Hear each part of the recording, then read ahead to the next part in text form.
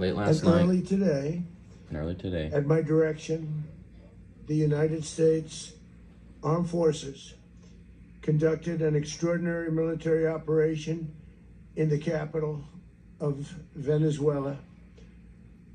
Overwhelming American military power, air, land, and sea, was used to launch a spectacular assault.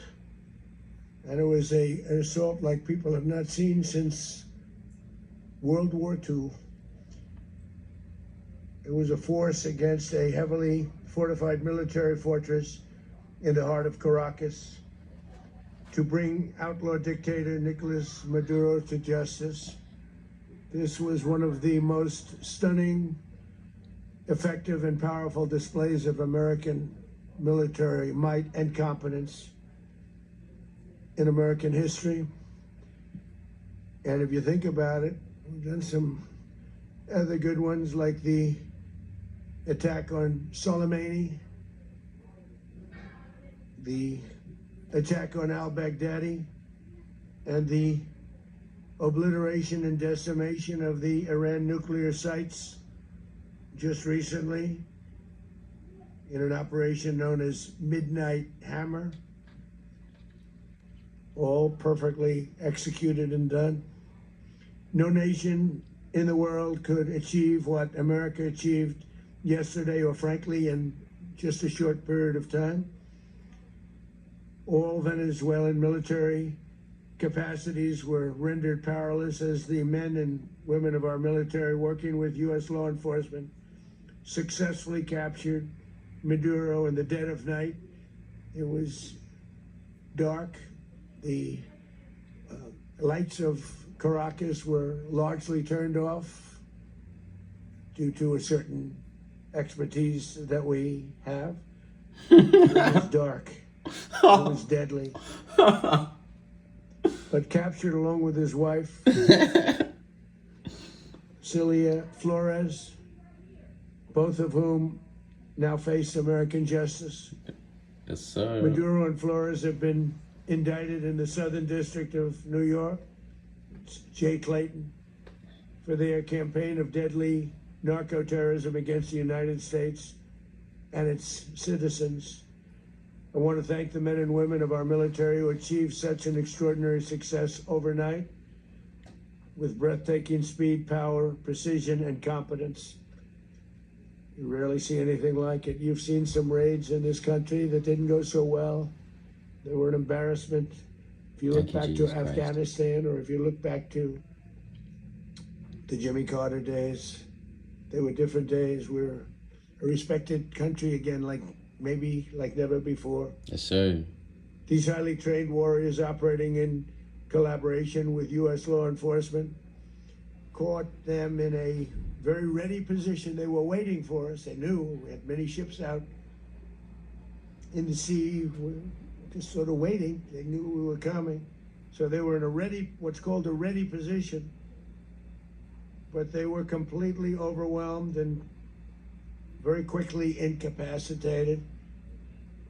If you would have seen what I saw last night, you would have been very impressed. I'm not sure that you'll ever get to see it, but it was an incredible thing to see.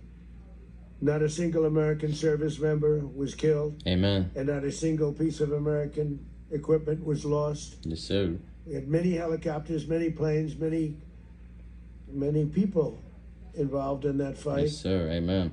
But think of that, not one piece of military equipment was lost, not one service member was more importantly killed. The United States military is the strongest and most fearsome military on the planet by far, with capabilities and skills our enemies can let freedom ring, baby. Begin to imagine. We have the best equipment anywhere in the world. Yes, sir.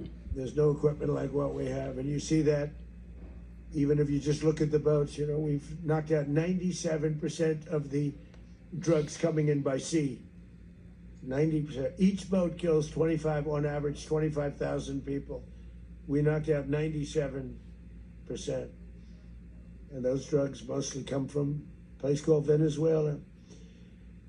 We're going to run the country until such time as we can do a safe, proper, and judicious transition. So we don't want to be involved with having somebody else get in, and we have the same situation that we had for the last long period of years. So we are going to run the country until such time as we can do a safe, proper, and judicious transition. Amen. And it has to be judicious, because that's what we're all about. We want peace, liberty, and justice for the great people of Venezuela, and that includes many from Venezuela that are now living in the United States and want to go back to their country. It's their homeland. We can't take a chance that somebody else takes over Venezuela that doesn't have the good of the Venezuelan people in mind. Had decades of that. We're not going to let that happen.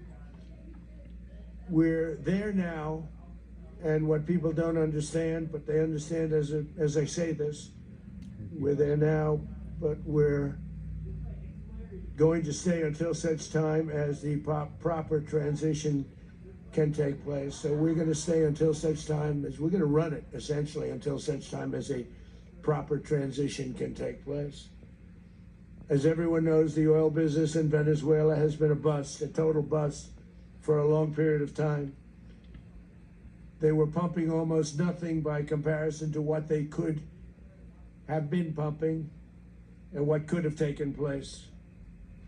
We're going to have our very large United States oil companies, the biggest anywhere in the world, go in, spend billions of dollars, fix the badly broken infrastructure, the oil infrastructure, and start making money for the country. And we are ready to stage a second and much larger attack if we need to do so. So we were prepared to do a second wave if we needed to do so. We actually assumed that a second wave would be necessary, but now it's probably not. The first wave, if you'd like to call it that, the first attack was so successful, we probably don't have to do a second, but we're prepared to do a second wave, a much bigger wave, actually. This was pinpoint, but we have a much bigger wave that probably won't have to do. This partnership of Venezuela with the United States of America, a country that everybody wants to be involved with because of what we were able to do and accomplish, will make the people of Venezuela rich, independent, and safe. And it will also make the many, many people from Venezuela that are living in the United States extremely happy. They suffered. They suffered. So much was taken from them. They're not going to suffer anymore. The illegitimate dictator Maduro was the kingpin of a vast criminal network responsible for trafficking colossal amounts of deadly and illicit drugs into the United States.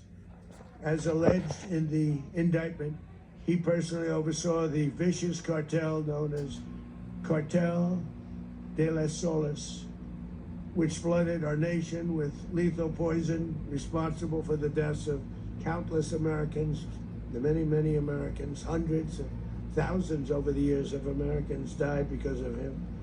Maduro and his wife will soon face the full might of American justice and stand trial on American soil. Right now they're on a ship. They'll be heading to ultimately New York, and then a decision will be made, I assume, between New York and Miami or Florida. But we have people where the overwhelming evidence of their crimes will be presented in a court of law. And I've seen it. I've seen what we have. It's both horrible and breathtaking that something like this could have been allowed to take place. For many years after his term as president of Venezuela expired, Maduro remained in power and waged a ceaseless campaign of violence, terror, and subversion against the United States of America, threatening not only our people, but the stability of the entire region. And you all saw it. In addition to trafficking gigantic amounts of illegal drugs that inflicted untold suffering and human destruction all over the country, all over in particular the United States, Maduro sent savage and murderous gangs, including the bloodthirsty prison gang Tren de Aragua to terrorize American communities nationwide, and he did indeed. They were in Colorado. They took over apartment complexes. They cut the fingers off people if they called police. They were brutal. They're not so brutal now. And I just have to congratulate our military, Pete, and everybody, and our National Guard, because the job that they've done, whether it's in Washington, D.C., where we have a totally safe city, where it was one of the most unsafe cities anywhere in the world, frankly, and now we have no crime in Washington, D.C. We haven't had a killing. We had the terrorist attack a few weeks ago.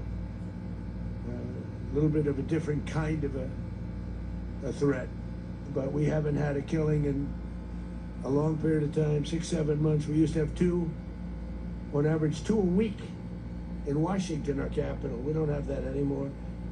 The restaurants are opening, everyone's happy. They're going, they're walking their daughters, they're walking their children, their wives, they walk to restaurants. Restaurants are opening all over Washington, D.C.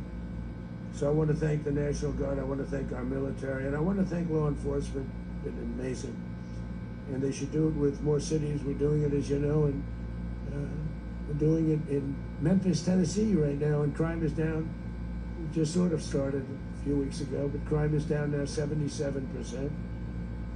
And the governor of Louisiana called, great person, and he wanted us to help him, as you know, in a certain very nice part of Louisiana. And we have done that. It was a rough section, and we have crime down. I understand it's down to almost nothing already after 2.5 weeks. New Orleans, it's down to almost nothing, and we've only been there for 2.5 weeks.